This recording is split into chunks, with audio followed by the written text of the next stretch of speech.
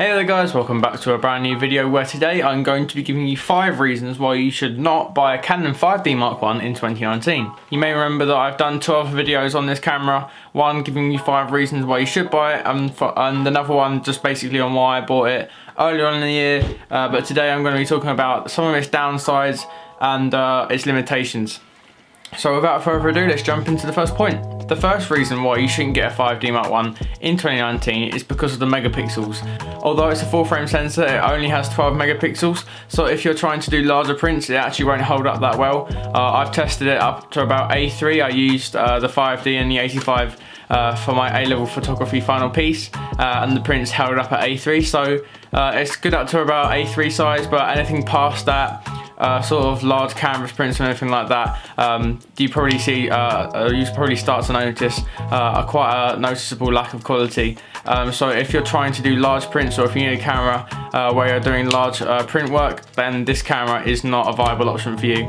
Reason number 2 as to why you shouldn't get this. It's got a relatively low battery life. You only get about 350 shots out of each battery. I know that sounds like a lot, but if you're doing sports or anything like that, or events where you're firing off all the time, 350 shots really isn't that much. I actually have the BG-E4 battery grip, and I always keep 2 batteries in there, which means that I can get about 700 shots off from 2 batteries all the time.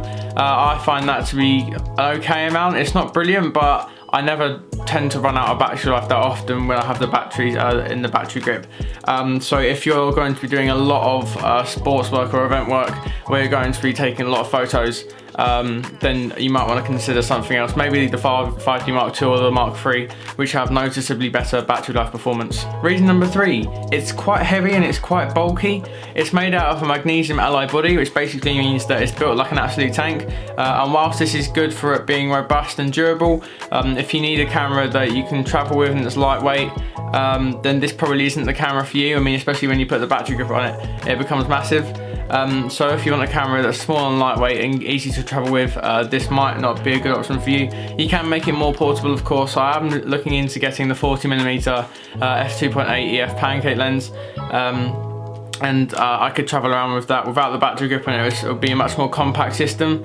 But there are many other more compact and lightweight cameras that you can take around with you when traveling. So as a travel camera, I wouldn't really recommend it. It's got great quality, of course, image quality is brilliant, but for traveling with, this would not be my first option if I had all the money in the world.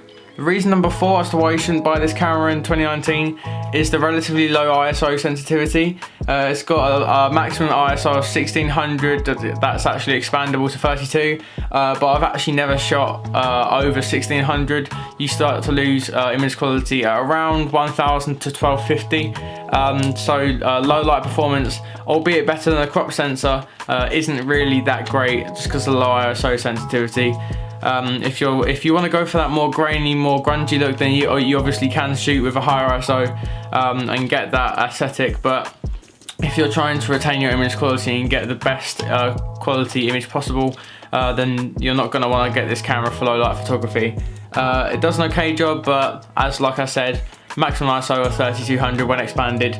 Not amazing when there's things like something like the A7S cameras, which can do crazy high ISOs, and even cameras like the Canon 6D Mark II, which did 25,400, I believe, which is obviously way better than you find on the 5D Mark I. It's better for well-lit conditions, daylight, and studio situations. If you're trying to do low light photography with this camera, I wouldn't really recommend it. Number 5, probably the thing that inconvenienced me the most when I bought this camera is the fact that it doesn't take SD cards. So just for comparison, I'll show you here. This is the size of an SD card. It's actually a micro SD in a standard size adapter, but that's the size of a normal SD card, right? That's what you get in most cameras these days. Most professional cameras take them, and most crop sensor cameras take them as well. It's the most generally accepted form of storage amongst consumer cameras, but the 5D Mark I takes CF cards, these ones here. The downsides of having these types of cards is the fact that they're slightly more expensive. So this 16GB card actually cost me £16, whereas you can get a 16GB SD card for about less than £10 on Amazon or eBay. And also the way it connects itself to the camera is potentially quite risky. So you see I'm not sure if you're going to be able to see, but the card has all of these tiny little pins on like the edge of it. And what happens is when you put it in the camera's got all these tiny little pins that go into the holes. And this can be quite a dangerous way of storage, because if any of those pins, these tiny metal pins in your camera, get bent or broken, then the camera's essentially unusable until you get it replaced. I had problems with the first one I bought. The first 5D I bought actually had problems with the pins, so I had to send it back and get another one. Yeah, that's just like really annoying, because most cameras these days just take SD cards and the storage is fine, you don't have to worry about it. Whereas because of the negative experience I had with the first 5D I bought, I'm always sort of gingerly putting it in, I'm being really careful with it. But as long as you take care of it and use the right memory cards, then I find it to be generally okay. I mean, I always use the SanDisk CF cards. I found the third-party CF cards, the holes weren't quite big enough and they damaged the pins. So if you're gonna get a 5D, definitely make sure you get the SanDisk CF cards, because they fit really nicely and they don't do the camera any harm. Okay guys, so thank you for watching. This has been 5 reasons why I think you should not get the 5D Mark I in 2019. If you do want to check out my other video on 5 reasons why you should buy it, then I'll put that up here or something. I'll give you a link in the description. But until the next time, I've been Harry. If you feel like I've missed anything out, or you've got anything to say to me in the comments, or you've got a question, then please do stick it down in the comment section, and I'll see you in the next one.